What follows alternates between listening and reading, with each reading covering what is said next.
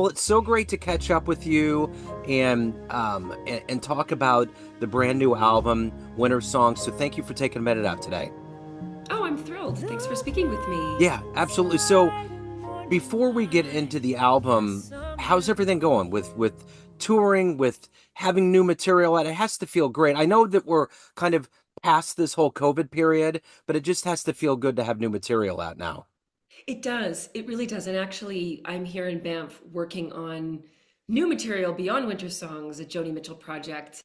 So that feels great. It's reminded me that, even though I only released your requests in May of 2023, I think as jazz musicians, we like we thrive on that which is new, Yeah, right? And Winter Songs has been such a long time coming. We did tour the project last year, even though we didn't have an album. yeah. And that was fun. People they really responded to the music. I was nervous because it's so different. I thought, oh man, what are my fans going to think of this like moody chamber jazz? But they really liked it and they all wanted a copy of the CD then. So I hope they still will want one this year. Yeah. But Yeah. but isn't that kind of the way as a fan, I think it shows the evolution and the adventure that spirit of adventure that musicians have to do that. And we see that with a lot of bands and a lot of musicians. Things will just drastically change, or there will be little changes that kind of mount to bigger ones. And I think it's good. I mean, what's your thought on that? I know you said you were nervous, but what's your general thought on that? No, I think it's really important to stretch and try new territory. And I mean, one extreme example of that is Sting, who I've had the privilege of working with when he had his like, they call it rock jazz. So he was with the Police and then he went off and he did his solo thing, which was sort of this rock jazz, whatever you want to call it. I mean, it was really already sort of multi-genre. But then he went off and he made an album on the lute. Yeah, Like a medieval instrument. And people say, well, that's Sting. He can do whatever he wants. But it wasn't arbitrary. I think it represented the, like you said, that spirit of adventure. He wanted to expand his own creative mindset. And I'm sure that, while that music may have been written and likely came from the Baroque period, for me with Winter Songs, as soon as there were strings involved, my approach changed and I got to evolve and change with the new music and with that new approach. And I think that's good. I think that's yeah, healthy. absolutely. Yeah. And it's funny with Sting because there's a lot of people that didn't live that Police kind of era, Yeah. and they know him as a solo artist and all of these things they know. It's almost like he has kind of a doppelganger existence where people are like, wait, he was in what? And but the Police were so ahead of everything and everybody for even to this day. It's like the Violent Femmes, like that came out in the 70s. What are you talking about? It was such a cutting edge sound. It totally stands the test of time. My husband and I talk about it a lot because Ben is 17 years older than I am, my husband Ben. So, when that music hit, he was a teenager, I think. And it was like he'd never heard anything like it. His dad, who was a classical musician from Vienna, was like, "Turn off that garbage." And when we were both invited to work with Sting, I worked with Sting initially just singing backgrounds, and then over time we got the chance to do some other events with him. And we would do just some of the hits, Englishman in New York, and Every Little Thing She Does Is Magic, and so many of those songs that Ben cut his teeth on as a young drummer. And they're timeless. They're Yeah. classics. They really are. And as you said, they were cutting edge for their time. And they're still like when you listen to those original recordings, they have so much attitude. Hmm. And I think a lot of today's music is over sanitized, Yeah. as we've been able to use technology to auto tune vocals and just make things sound more perfect. Yep. It's like we're sanitizing the music, and I think sometimes it goes too far. And then you hear the Police, and it's just got that edge. Yep. And I think it's what we love. Yeah. Yeah. It's interesting. I was hoping during the pandemic there would be some not reversion in a bad way, but reversion in a good way back to the original day of jazz, where it was kind of analog, honey, and it was this kind of really, getting away from the electronica kind of a thing. And I think there was levels of it. I think people kind of got tuned into it because we were listening to radio more. But I Yeah. was really hoping that would be. I remember hearing a little while back that Lenny Kravitz just did not record digital. It was all analog. Like there's certain musicians that are not going to go the modern way and they're going to do it old school, which is great because we have to retain that feel. Oh yeah, no, no, that's that vintage sound that so I mean not everybody can tell, Yeah, but the audiophile can. And I also feel like it changes how like especially the mix engineer. So if a mix engineer is working in analog, well, I will tell you, it's not convenient. It's very, very, it takes time. It's like slow cooking. It's anything anything that requires more time and more patience.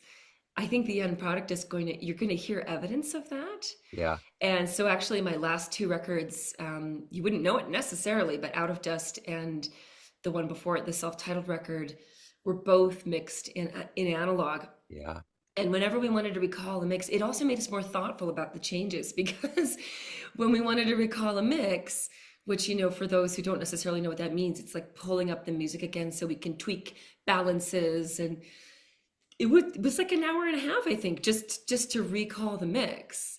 And the settings would be slightly different every time. So my husband and I would have to say, okay, well, there's a very good chance that other settings are going to change. So we have a change that we want to make, but in analog, you recall everything and the elements are slightly different every time. yeah, So we have to, it's a little bit like cost benefit, what's going to happen. yeah, But the process is so different and it's more thoughtful, I yep, think, because it's absolutely. slower. Yeah. I think about that with photography. I love taking pictures, and I remember the 35 millimeter days, especially when I would go to Europe. I'd have like 25 rolls, and I'd have to be really, really careful. And it seems like a lot of film, but it really wasn't because there was so much but you had to be more thoughtful about it. You couldn't just, take shots and take multiple shots. You had to do one shot. And it reminds me of what you're saying. I mean, when you're in there, it can be very time consuming if you have to go back and redo. I think it just makes the art that much more thoughtful and more ever present. That's right. I think we're more concerned about what we're capturing and creating at the source rather than how we can doctor and change things after with myriad, you know, um, technological uh, tools. If you are forced to try to create something as close to what you envision from the beginning. I mean, I don't want to sound too old school because we sure have our fun in what we call post production. Yeah, There's a yeah, lot that happens there, and that has become its own creative space, which I love. And that is a function of modern technology. There's no question about it because you can keep adding and layering as much as you want. yeah, Whereas those old school jazz recordings, I mean, they weren't bringing in Miles Davis to overdub a second trumpet solo, yeah, right? right. It was like, it had the feeling of being live because it Yeah, essentially was. yeah. Yeah. So this is your 10th album. Yes. I've been doing this for quite a while and I've watched a lot of artists grow over time. How do you feel? How do you feel about where you're at with your sound, with everything that's going on in your career? I mean, 10 albums in, that's quite a thing. How do you feel? Musically, I'm just solidly on the path. So it's interesting because I'm not even counting. Like when I was working on the press release, I had to like count, how many albums? Uh-huh. And of course, 10 is a nice, lovely round milestone number. Yeah. So there's some pride in that. Um, but I just want to keep creating. And I already have, Joe, probably like three or four more album concepts swirling around in my head already, and they're all competing for like the next spot. And I'm going, ooh, is it going to be Your Requests volume to, the Joni Mitchell Canadian Songbook edition, or is it going to be a big band project that I've been working on? Alan Ferber, who's a great arranger and trombonist, you might know him. Yeah. Um, he's been doing some arrangements, and I've been thinking about asking Darcy Argue and a few other favorites, and finally releasing like a true large ensemble recording. And then I've got this couple of original project ideas. So there's a lot that could happen, and I have to pace myself. Yeah. And to some degree, and not to sound overly, um, uh, I can't quite think of the word, but hoo-hoo is what I want to say about the process. I have to decide, let the muse guide things, and also my life, like what's happening in my life, what makes sense for the next chapter. And the logistics of finances are, ever more an issue. I mean, I'm 44, my husband's 60, we have this 14-year-old, and we now have a house and all these responsibilities. And I would never want what I do creatively just to be sort of a function of trying to make a living, Yeah. but there's no ignoring that reality. Yeah. And so I do think about what is feasible and maybe a little bit easier. And then, what the public might also more easily latch onto. Yeah.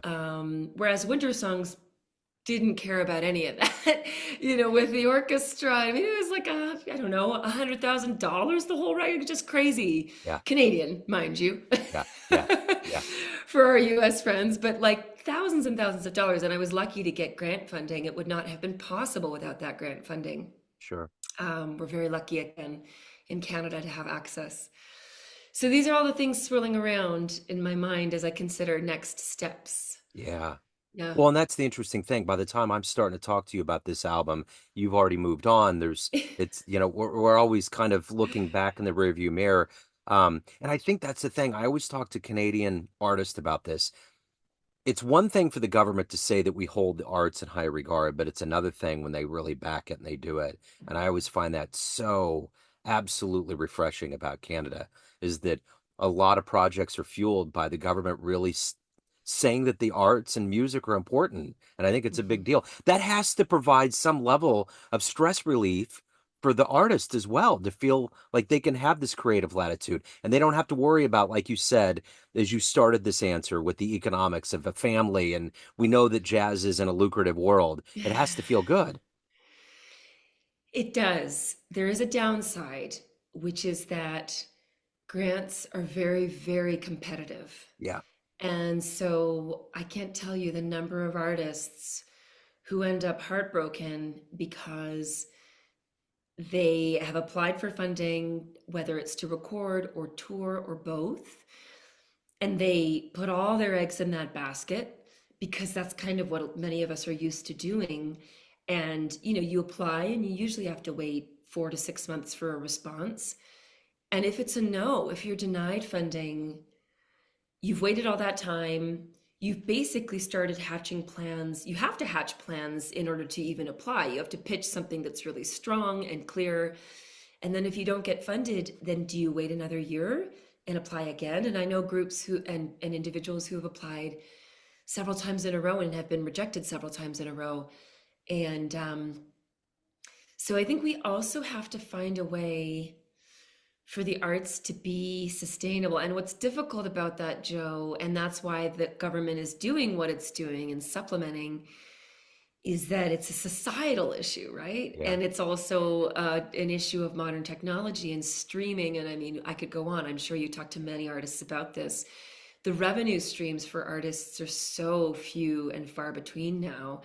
And in Canada, what's happened is organizations, presenters, venues, many of them have gotten so used to artists getting grants that if you aren't funded, you're not even going to be offered a gig because they don't necessarily have or want to give you the money that you would need to tour without that grant. Yeah. So it's a bit, I'm talking about the dark side. Like, Yeah, I not gotcha. many of us, not Right. many of us talk about that. So you're right. Like how it's so wonderful that the government over the decades has valued the arts, and it's critical.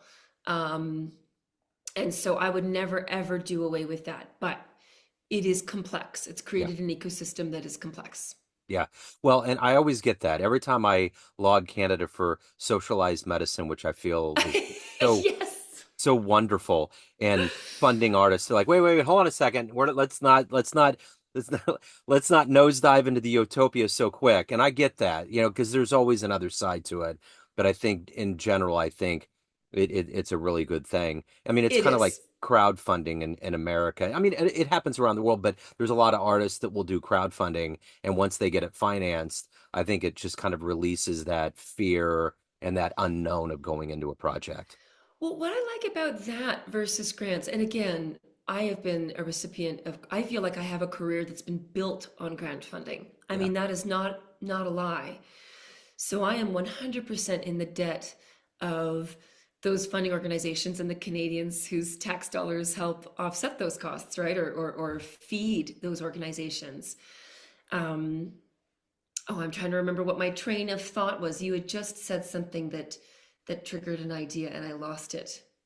The beauty of Oh, the thank crowdfunding. you. Yeah, yeah, Thank you. yeah, So what I like about crowdfunding, and I think it takes more, in some ways it requires more maybe of the artist. I don't know. Grants are no joke. It's a lot of work. I feel like it's a part-time job, yeah, and it's heavily admin. So in some ways it takes me away from the music. But crowdfunding, what I like about crowdfunding and Patreon and models like that is it connects the artists to directly to their fans yeah, and their listeners, and it builds community, and people, they're literally buying in and saying, we love you, we value what we you do, you bring something unique to our lives, something good, and we want to help pay for that. yeah, And that's in a way like, pre-streaming, that was already sort of happening through CD sales and other sources of revenue for artists. So I really like crowdfunding. I haven't really done much of it at all, sure. but maybe someday. Yeah, for sure. So winter songs, at the end of the day, what are you hoping the listener gets from this album? Oh, I just want them to feel like the music wraps around them. Yeah. Just a big, warm, juicy hug. I know, where are you again? Are you in Montana? Kansas City. Oh, Kansas City. Oh, I Yeah. love Oh Kansas yeah. City. Yeah. Well, it gets pretty wicked cold there. Yes, it does. So, so winter songs, I'm hoping it just feels like you're sitting by a warm hearth and just bring some of the magic of the season without hammering people over the head Yeah. as like, just a sparkly holiday Christmas fair. It's a little bit more subtle, and dynamic. And yeah, it's my love letter to winter. That's what I call it. And that's how I want it to feel to the listener. I just wanted to add that sense of warmth and welcome in the middle of a season that can otherwise feel kind of harsh, Yeah. unless you're real, south.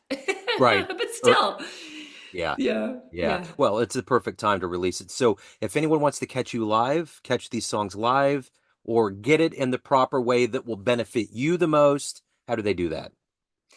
Two places. It's more limited this year. So just Bandcamp would be where you can get, this is for physical copies. So Bandcamp and my website, lilabiali.com.